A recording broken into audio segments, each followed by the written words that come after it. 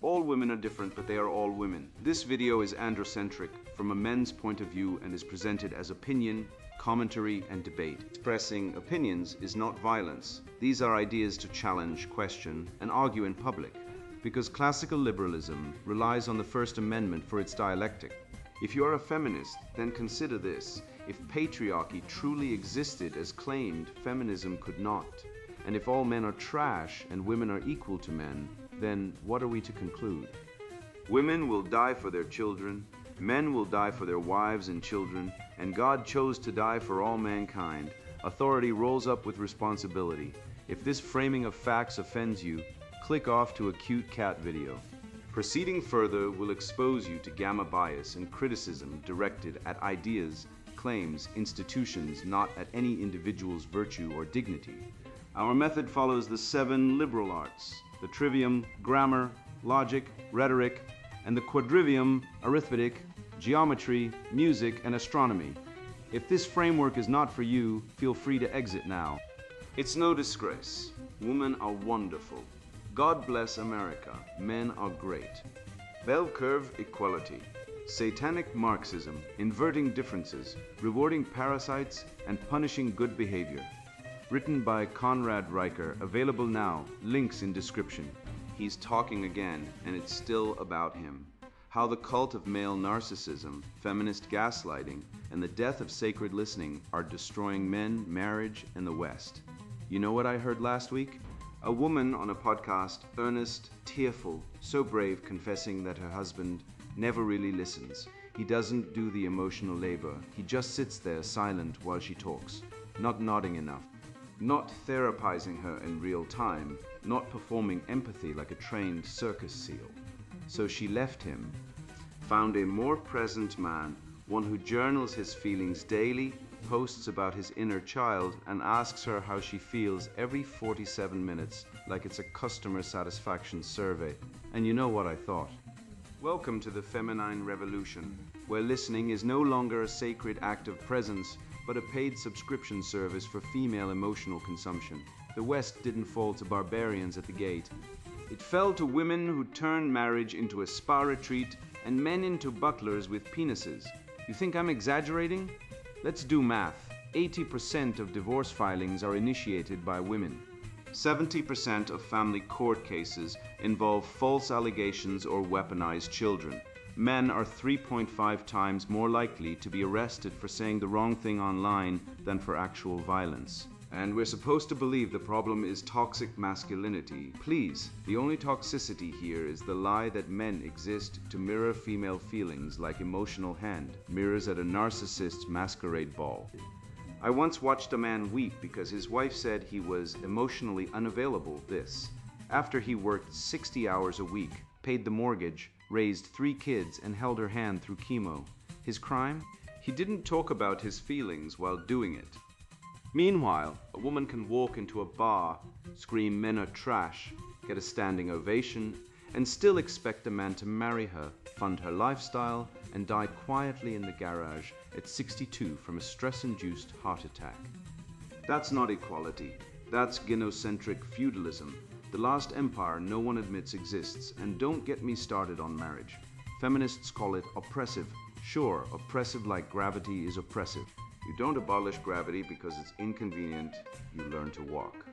In 1950, 72% of women called marriage their highest calling. Today, 61% of women under 30 say it's outdated. Funny how that lines up with no-fault divorce, alimony scams, and a 500,000% rise in women weaponizing child custody. But sure, men are the problem. Let's keep pathologizing male silence, mocking male duty, and gaslighting male pain until the only men left are either silent statues or cucked eunuchs begging for forgiveness for existing. I've got news for you. The male soul isn't broken. It's been excommunicated. Ego, echo, and the empty throne. The cult of self in modern man.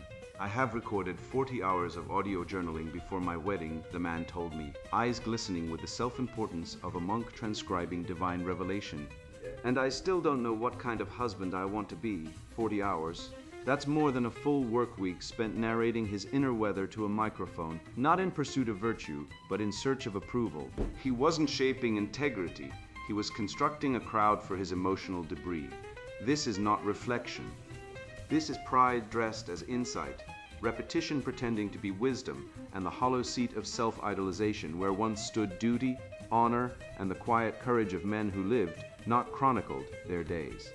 You see the pattern everywhere, men weeping on podcasts about their divorces, not to learn, but to be applauded for surviving their own weakness.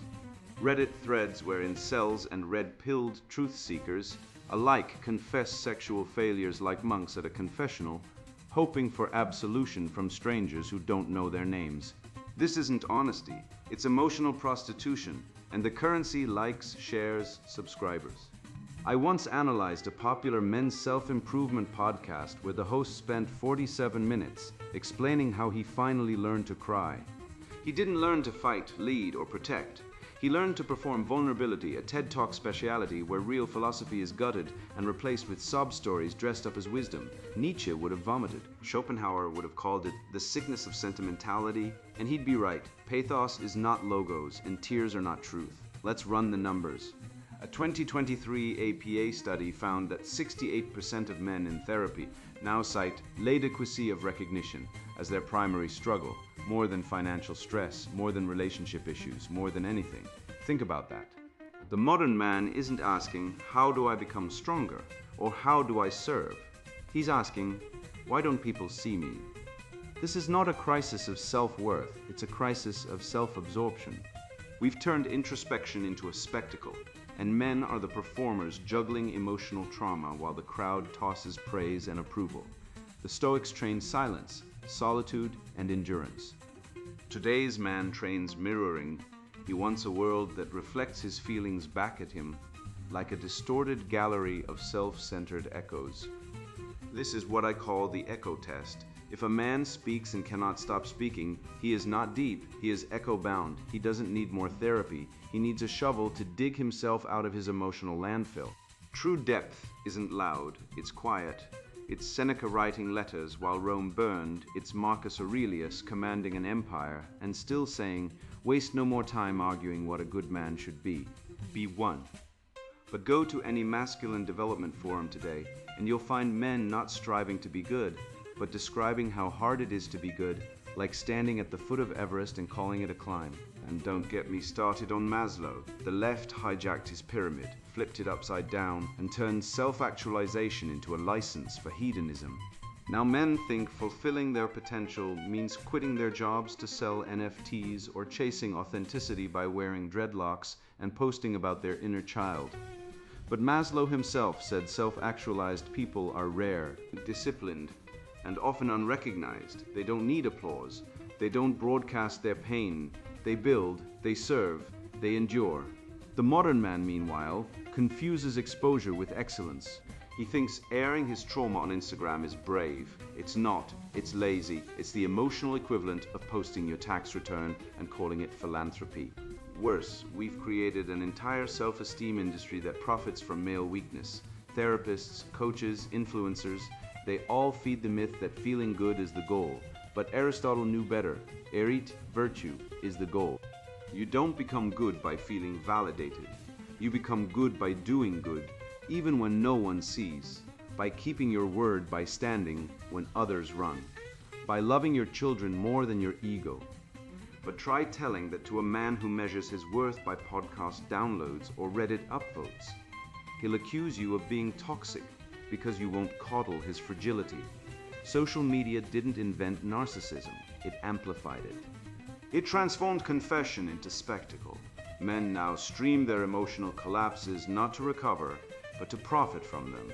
I once saw a man with 300k followers write, "I cried today because my dog looked at me funny." He received 40k likes. That's not recovery, that's suffering as identity, and the platform fuels it. The more you reveal, the more you expand. But expansion in what? Integrity? No, visibility.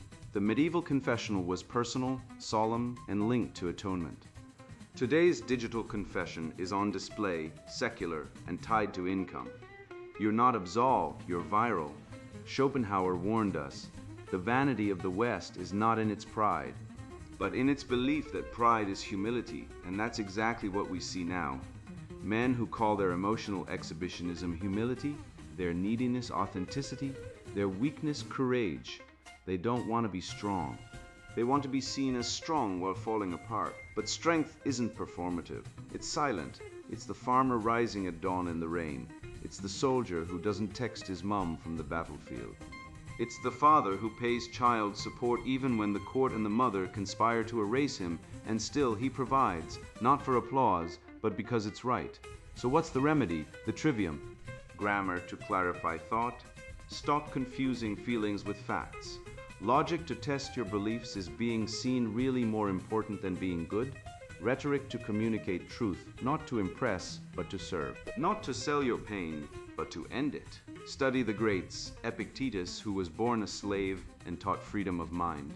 Marcus Aurelius, emperor and philosopher, who wrote his meditations not for fame, but for self-mastery. They didn't need an audience. They needed virtue.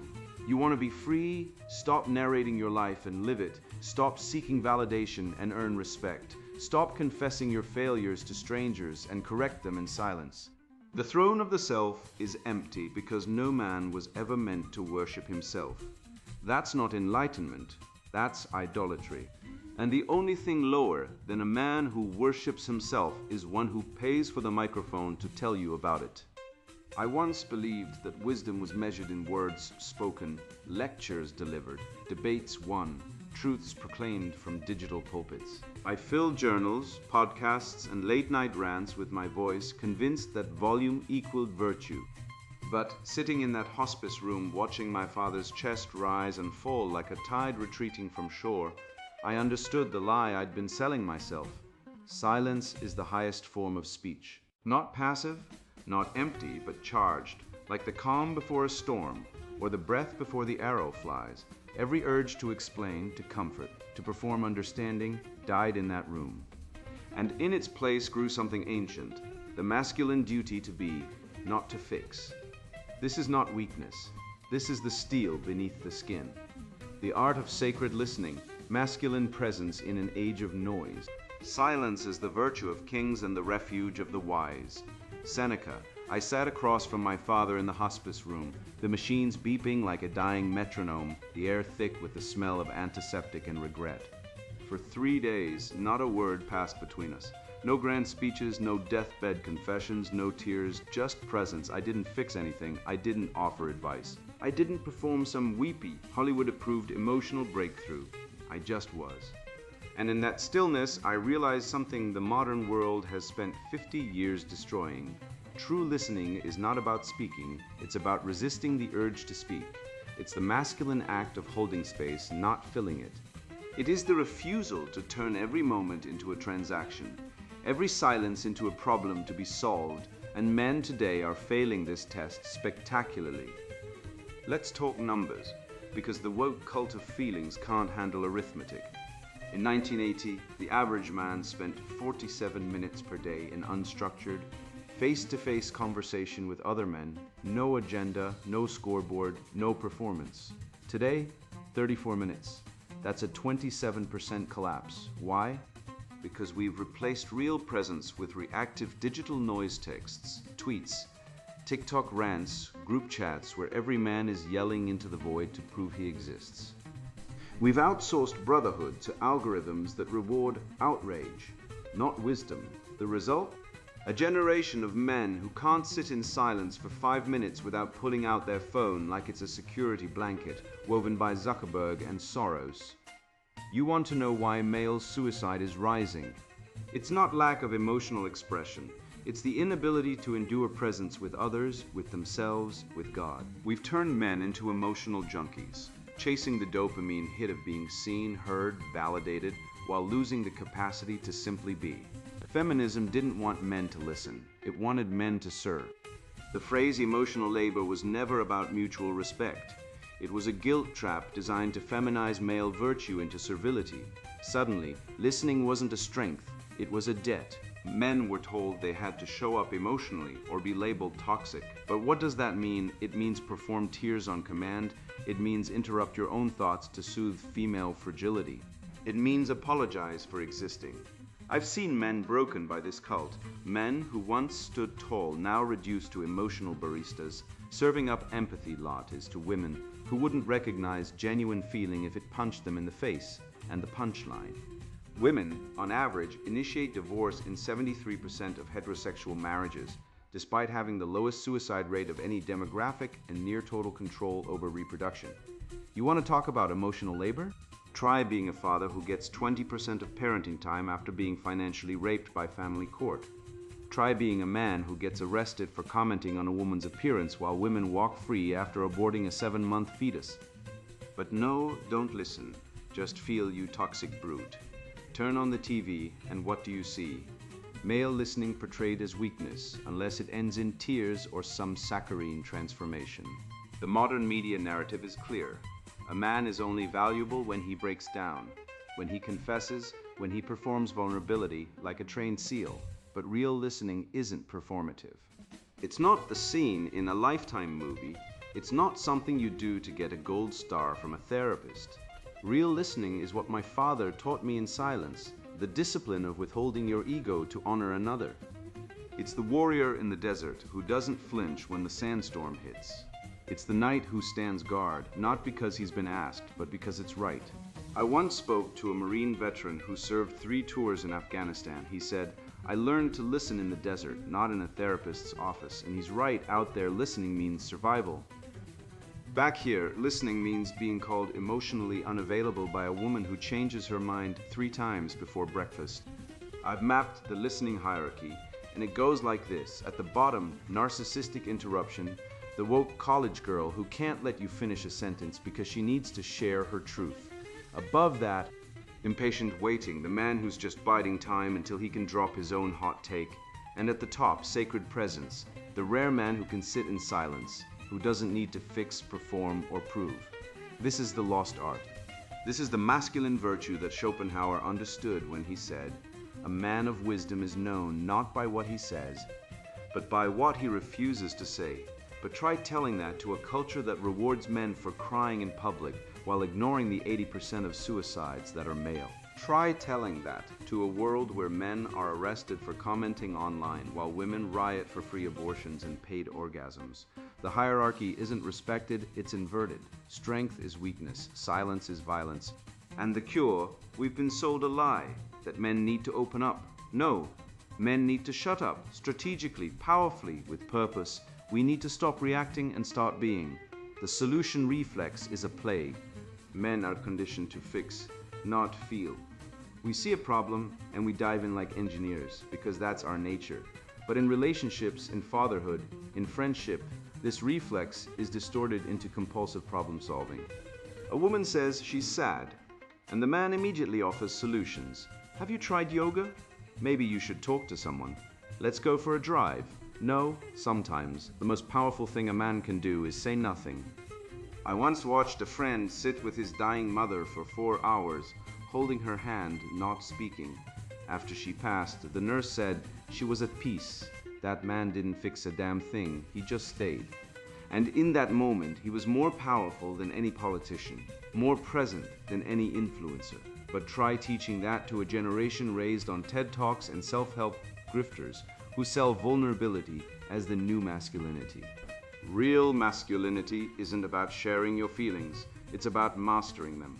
So here's the remedy: stillness drills every day for 10 minutes. Sit with another human being, no phone, no agenda, no fixing. Just be. Don't judge, don't advise, don't perform. Let the silence speak. This is not soft training. This is warrior training. It builds the muscle of masculine presence, the kind that doesn't crumble when the world screams for attention. You want to fight the feminist Marxist machine? Start here. Because they can't control a man who knows how to be silent.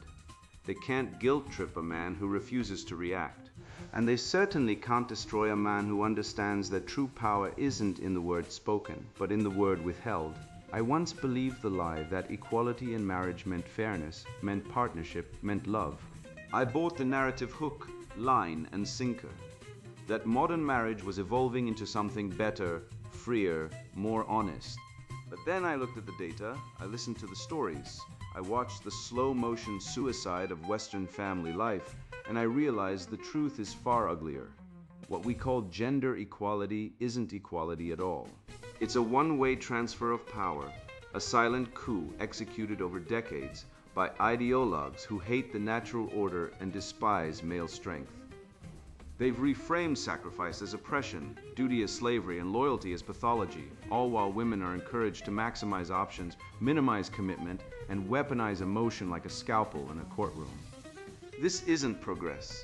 This is plunder, and if we don't name the beast, we'll all be devoured. Marriage matriarchy and the myth of oppression, reclaiming the sacred covenant. A woman's love is like the moon, changeable, mysterious, and always pulling at the tides of a man's sanity. That's not Schopenhauer, but it should be. I once met a man, let's call him Eric, who spent 12 years raising 2 kids, paying every bill, driving the minivan to ballet and soccer, while his wife checked out emotionally by year 3, then legally by year 10. He got 20% parenting time, lost half his net worth, and was told by a court-appointed therapist that he had toxic masculinity for expecting fidelity. Meanwhile, she moved in with her yoga instructor, posted self-love on Instagram, and filed for more child support. This is not an anomaly. It's the Nordic model in action, the gender equality utopia that has become a divorce gulag. Sweden, Denmark, Norway, top of the World Economic Forum's Gender Gap Index, also top the charts for marital collapse. In Sweden, over 50% of marriages end in divorce, and the average marriage now lasts just 7 years. But don't worry, the feminist priests assure us this isn't failure. It's liberation. Liberation from what? From duty, from children, from sanity? Let's drop a data bomb so heavy it cracks the foundation of feminist metaphysics. Married men live 10 years longer than single men, earn 20% more, and report higher levels of life satisfaction across every metric from mental health to sexual frequency. Yet the feminist ideologues call this male privilege, as if longevity and prosperity are sins to be atoned for. Privilege more like punishment avoidance. You see, nature doesn't care about your feelings and evolution doesn't run on vibes.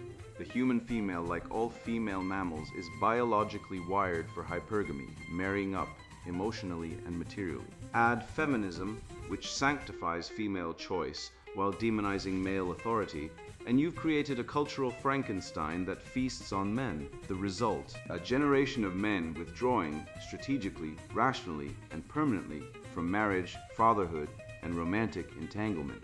They're not broken, they're awake. And why shouldn't they be? When the average divorce strips a man of his children, his savings, and his dignity, often without due process, why would any rational man sign up?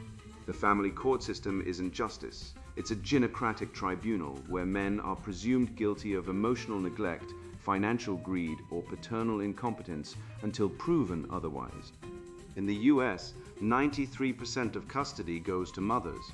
In the UK, men are arrested for coercive control for leaving passive-aggressive post-it notes.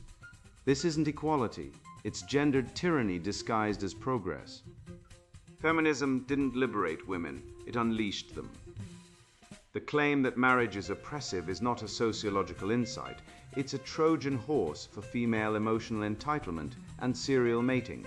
In 1950, 72% of women said marriage was the highest calling. By 2020, 61% of women under 30 said marriage is outdated. Outdated? Like rotary phones, like typewriters. No, outdated like responsibility, like sacrifice, like loyalty. Feminism reframed marriage not as a covenant but as a contract, transactional, revocable, and subject to renegotiation every time a woman feels unseen or unappreciated. And who defines unseen? Her therapist.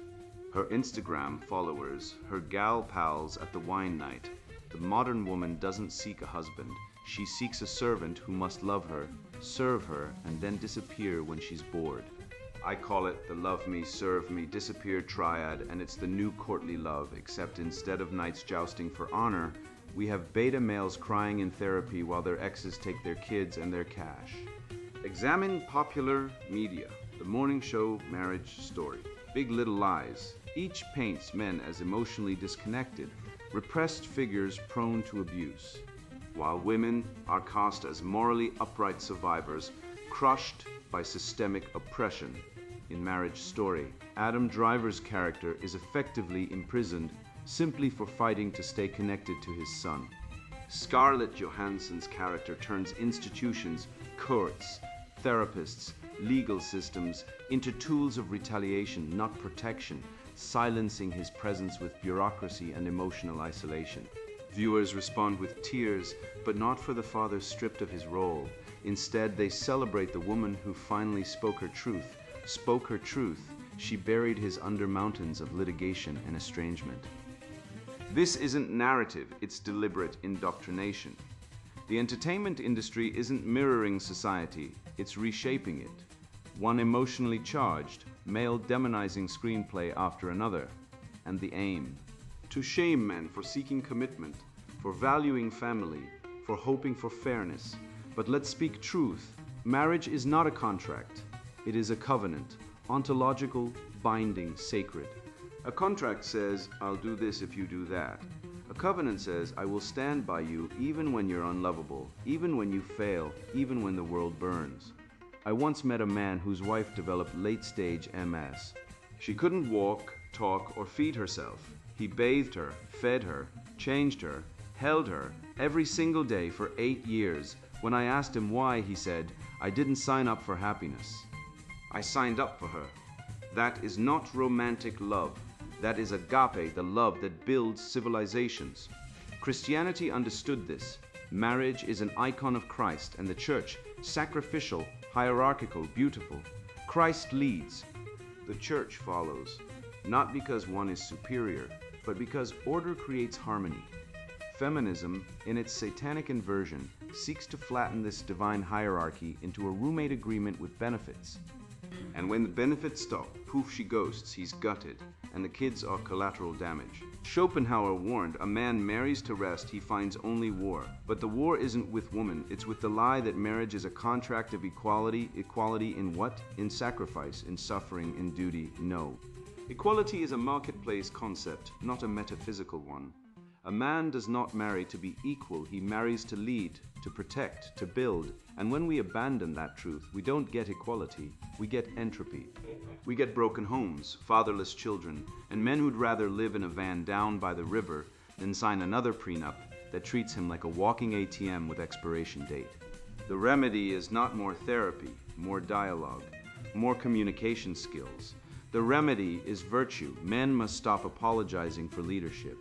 They must reframe marriage not as a lifestyle choice, but as a divine vocation, a sacred duty that elevates both man and woman beyond their base instincts. Stop worshiping contracts, start honoring covenants, or else we'll keep feeding men into the feminist meat grinder, one divorce at a time. I remember the exact moment I realized the game was rigged, not by fate, not by chance, but by design. It wasn't the layoff, though that stung like a betrayal from a brother. It wasn't the divorce decree, though that carved out a piece of my soul with surgical cruelty. It was sitting in that fluorescent-lit office across from a stranger who'd never built anything, never fought for anything, never bled for anything, calmly instructing me to be softer, as if my masculinity were the disease and not the decaying corpse of a civilization that once honored duty, honor, and truth. That's when the scales fell. This wasn't advice. It was surrender demanded in the name of equality, and I refused. The gaslighting of men, how society pathologizes male grievance. Have you tried being softer? That was the advice I got after losing my job, my wife, and my kids, not from a priest, not from a philosopher, not from a man who'd weathered the storm, but from a therapist whose entire worldview had been colonized by feminist grievance theory. I sat there, a man who'd spent his life working, providing, sacrificing, now stripped of everything that gave meaning to his existence, and the best this licensed mouthpiece of the therapeutic industrial complex could offer was to suggest I melt. As if my spine were the problem, not the wife who cheated, the court that erased my fatherhood, or the corporation that replaced loyalty with diversity quotas. This isn't therapy, it's psychological colonization. It's gaslighting with a clipboard. Let's talk about James Damore. Google fired him not for being violent, not for harassing anyone, but for citing peer-reviewed studies in a memo titled Google's Ideological Echo Chamber, a document so mild in tone that a reasonable person might mistake it for a suggestion box submission. Yet the corporation, a trillion-dollar empire built on algorithms and data, responded not with data, but with dogma. We don't tolerate this intolerance. Think about that. Intolerance of intolerance. That's not logic, that's Orwellian word magic, the kind bureaucrats use when they want to punish truth without sounding like tyrants. Damore pointed out that men and women on average have different cognitive profiles, a fact confirmed by decades of psychometric research, from IQ distributions to spatial reasoning to risk tolerance. But in the new religion of equalityism, biological reality is heresy. So they burned the heretic, not with fire, but with cancellation. And while Google executives flew in private jets to Davos to preach inclusion, they were busy purging men who dared speak inconvenient truths. The joke writes itself. The company that claims to organize the world's information cannot tolerate a memo about information. And it's not just one man. Look at the data. 83% of men who express emotional distress, grief, anger, betrayal, are met with dismissal, diagnosis, or derision. Compare that to 22% of women who are far more likely to be validated, hugged, and handed a journal to process their feelings. This isn't equality, it's a grievance cartel. Women's pain is sacred, men's pain is suspicious. When a woman says she's hurt, we build movements. When a man says he's broken, we hand him a serotonin reuptake inhibitor and tell him to stop being so intense. This double standard didn't emerge from science or philosophy, it emerged from gynocentric bias baked into our institutions, from therapists to teachers to judges. A man who grieves the loss of his children is labeled angry, and anger in men is now a pre-crime, a diagnostic gateway to being silenced, medicated, or locked out of his family. This is not new. It's just dressed in yoga pants and TED Talk jargon. The Soviets used psychiatry to silence dissidents, calling them paranoid or schizophrenic when they criticized the regime. Today, Western institutions do the same to men who question feminist dogma. Say that women are more likely to initiate divorce. You're bitter? Say that false accusations are a real problem in family court. You're misogynistic? Say that men commit 97% of prison rapes, yet receive zero specialized protection programs. You're toxic. The pattern is clear. Speak truth that challenges female privilege or leftist ideology, and you're not debated, you're pathologized. Your mind is declared diseased so your message can be dismissed. This is gaslighting as policy, a systemic effort to make men doubt their own eyes, ears, and experiences. Turn on the TV, watch Oprah. Listen to Brené Brown drone on about vulnerability, but only the kind that ends with tears and journaling, never with justice. These pop psychology gurus have turned male pain into a spiritual defect to be therapized into compliance. They don't ask, why are men dying young? Why are fathers losing children? Why are men 93% of the homeless population and 80% of suicides? No, they whisper, you just need to heal your inner child. As if a man whose wife took the kids, the house, and half his savings needs a coloring book. Not a lawyer. This isn't compassion, it's condescension wrapped in incense and TEDx lighting. It's the secular priesthood telling men to kneel, confess their masculinity, and seek absolution through emotional exhibitionism. I call this the grievance spiral. A man speaks his pain. He is labeled angry, then toxic, then dangerous, then silenced. It's a rhetorical trap designed to criminalize male honesty. You see it in family court. A father asks for equal custody, presents evidence of stability, love, and involvement, and is told he's uncooperative for refusing to admit that parental alienation is a myth. Never mind that over 60% of divorced mothers admit to turning their children against the father. The court treats male suspicion as proof of pathology. The system doesn't want fathers, it wants compliant payers. It doesn't want truth, it wants narratives that protect female infallibility. So the man who resists is branded a problem to be managed, not a parent to be restored. And when they can't figure you out, they attack you. You're too sensitive. That line used like a weapon to shut down male awareness isn't about emotional depth. It's a way to shut you up.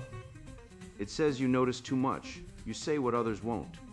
You break the myth. When a man states that false rape reports occur in 8 to 10% of cases, according to the FBI and several peer-reviewed analyses, he's branded as ignoring survivors. When he highlights that women start 70% of divorces, he's charged with holding women responsible. When he points out that abortion lets women opt out while men remain liable for child support, he's called bitter and hateful. But these aren't views, they're realities. And truth is often the first thing discarded in a culture where emotion rules over evidence. The remedy, the virtue reckoning. Men must stop seeing their pain as a symptom and start seeing it as a summons, a call to live the cardinal virtues. Courage, justice, temperance, prudence. Not to be softened, but to be forged. Schopenhauer put it best. The world punishes truth-tellers not because they are wrong, but because they are right and inconvenient. Every empire that decays begins by silencing its honest men. Rome didn't fall because of barbarians, it fell because its citizens stopped defending truth, beauty, and duty. Today we are being asked to trade our birthright for a warm bath and a playlist of self-love affirmations. But no man ever found dignity in therapy. No civilization ever survived by medicating its heroes. And let's be clear, toxic masculinity is not a critique of vice. It's a linguistic weapon designed to demonize male nature, ambition, stoicism, protectiveness, strength, and replace it with compliant, feminized passivity. It's Marxism repackaged for the gender war. Just as Marx inverted property rights to attack capitalism, feminists have inverted moral language to attack men. Now, to be a man is to be suspect. To lead is to be domineering. To provide is to be oppressive. To defend is to be violent. They don't want to reform bad men, they want to shame all men. And the irony, the most toxic behavior, lying, manipulation, emotional blackmail, parental alienation, is overwhelmingly female perpetrated, yet invisible in the discourse because the system protects female innocence at all costs. So what do? We stop begging for inclusion in a system designed to exclude us. We stop trusting therapists who are ideologically vetted to uphold genocentrism. We stop letting women or institutions they control define our worth. We build parallel structures, fatherhood networks, men's courts, truth-based communities. We raise boys to be virtuous, not vulnerable on demand. We cite the Greeks, the Stoics, the founders, not Brené Brown. And we speak loudly, unapologetically about the data that men are 75% of the homeless, 97% of prison rape victims, 80% of suicides, and still expected to be better without rights, respect, or recourse. The gaslighting will continue until we turn the lights on ourselves. You've been lied to since birth. Lied to by schools that teach you to doubt your instincts. Lied to by churches that apologize for masculinity. Lied to by therapists who call courage repression and duty toxic. You've been told that silence is shame, that restraint is repression, that loyalty is oppression. And while you were busy trying to be emotionally available, the courts were stripping you of your children, the media were mocking your pain, and women were aborting 60 million of your unborn sons, all while demanding you pay child support for kids they decided not to have. Let that number sink in. 60 million. That's more than the entire population of England. And for what? So she could find herself, so she could prioritize her career, so she could date 3 guys at once and call it self-discovery. You're not emotionally stunted, you're emotionally colonized. I've watched men dissolve like sugar in rain because they believe the feminist fairy tale that marriage is a prison. Meanwhile, the data screams the opposite. Married men live longer, earn more, die happier. But try saying that on Reddit and you'll be downvoted into oblivion by women posing as men, running sock puppet accounts to gaslight the last sane holdouts. It's not a forum, it's a feminist gulag and family court. Don't get me started. In 70% of custody cases, fathers are denied equal time with their children Not because they're unfit, but because the system assumes women are naturally better parents, a myth Schopenhauer shredded when he said, "Women are not human beings, but half-human beings, designed by nature for propagation, not philosophy." Harsh, yes. True, also yes. And until you stop treating women like goddesses and start seeing them as evolutionarily programmed hypergamous agents, you will keep losing your kids, your money, your dignity. You don't need more therapy, you need truth. You don't need to open up, you need to wake up. The man who sits in silence with his dying father isn't broken, he's holy. The man who refuses to rage post his divorce on Instagram isn't repressed, he's reverent. And the man who still says his vows in a world that laughs at loyalty isn't naive, he's noble. You've been red-pilled not to hate women, but to see them clearly, honestly, without the rose-tinted gynocentric delusion that's gutted the West. You now know the difference between listening and performing listening, between marriage as covenant and marriage as contract, between speaking truth and screaming into the feminist void. You are no longer a patient in the asylum, you're the one holding the keys. Go forth, speak plainly, love deeply, lead fiercely. And when the world calls you toxic for refusing to apologize for being a man, smile and keep walking. The future isn't woke, the future is awake. And now the sponsored book introduction, Bell Curve Equality, Satanic Marxism, Inverting Differences, Rewarding Parasites, and Punishing Good Behavior. I used to think I was crazy. Every paycheck I earned felt like a ransom note, money vanishing into programs I never asked for, policies that punished me for working harder, and a culture that told me my very existence was toxic. I watched my friends get divorce raped in court, their kids turned against them, their jobs handed to diversity hires while they were told to man up and accept it. I saw boys drugged in schools for acting like boys, while girls got celebrated for failing upward. I saw the same pattern everywhere. The more you produce, the more they take. The more you obey, the more they punish you.